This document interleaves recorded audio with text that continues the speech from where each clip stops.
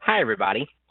Last week, I returned to my hometown where I grew up and had a chance to revisit some of those great childhood memories.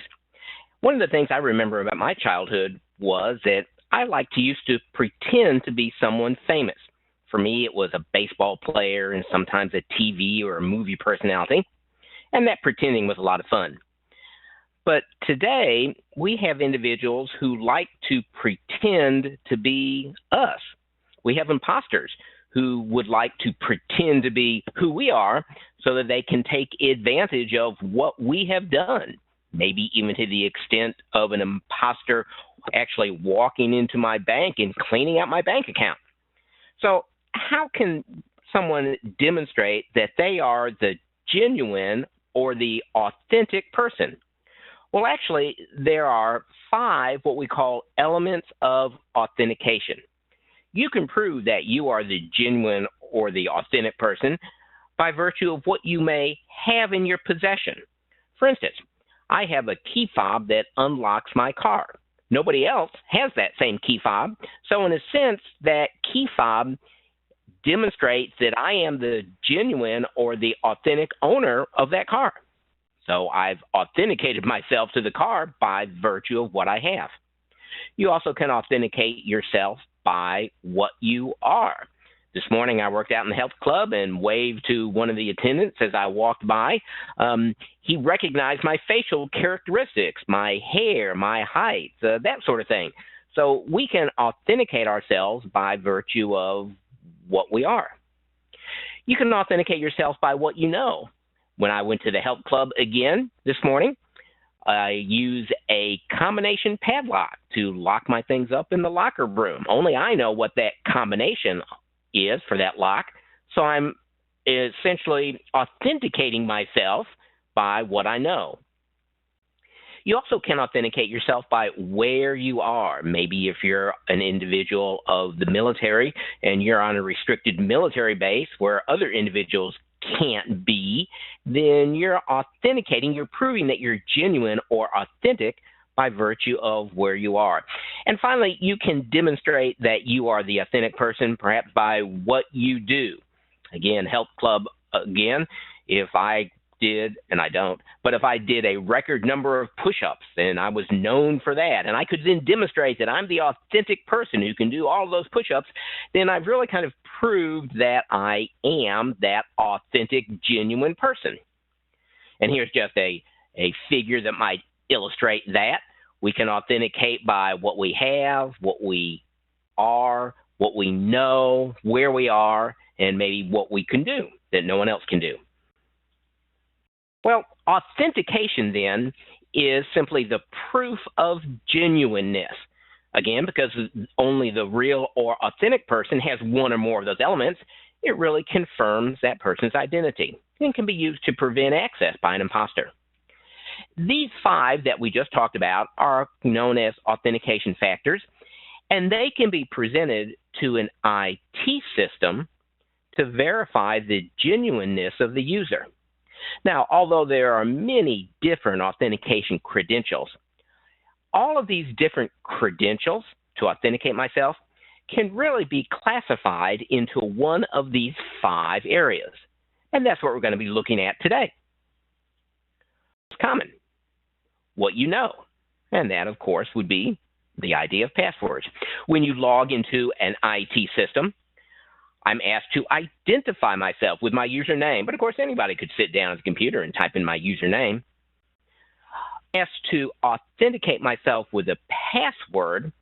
That password, of course, is a secret combination of letters, numbers, and characters that ideally only I would have knowledge of.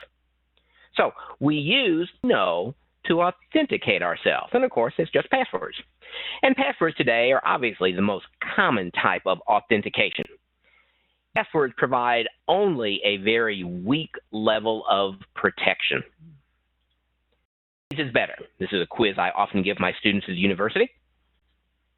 A very long password, P4 exclamation mark. I ask my students which of these 2 is a better password to have. Invariably, and I've done this for several class meetings over a series of years, Invariably, I will have 95% of the students who will say that the XP4, that complex password, is much better than the long password. But you know what? When we compare this password to this password, always trumps complexity in terms of passwords. That's right. A long password is always much more secure than a short password, even if that short password is complex.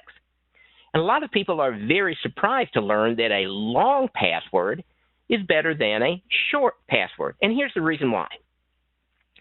Let's suppose that we had a keyboard that only had 3 keys, an A, a B, and a C key.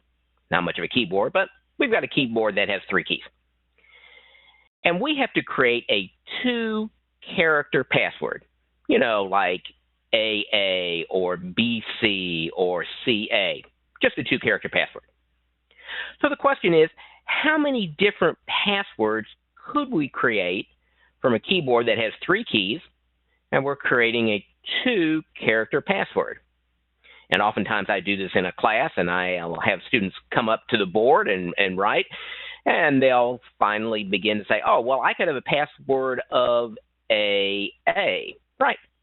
I've got the keys ABC on my keyboard, and I'm trying to create a 2-character password, so AA would fit that criteria.